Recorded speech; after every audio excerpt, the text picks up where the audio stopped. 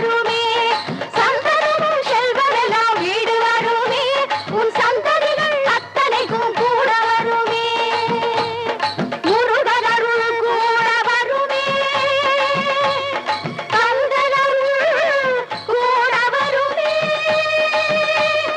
குமரனருள் கூட வருமே. தணிக்கை மலை மீது வாழும் தணிகாசலா, தண்டபாணி தெய்வமே, இன்று துவங்க போற இல்லற வாழ்க்கையிலே எந்த விதமான இடைஞ்சலும் இல்லாம என்னென்னைக்கும் இருமனமும் ஒரு மனமா கலந்து வாழ கருணை காட்டணும். அது மட்டுமில்ல ஆண்டவனே, எங்களுக்கு பிறக்க போற குழந்தை ஆணோ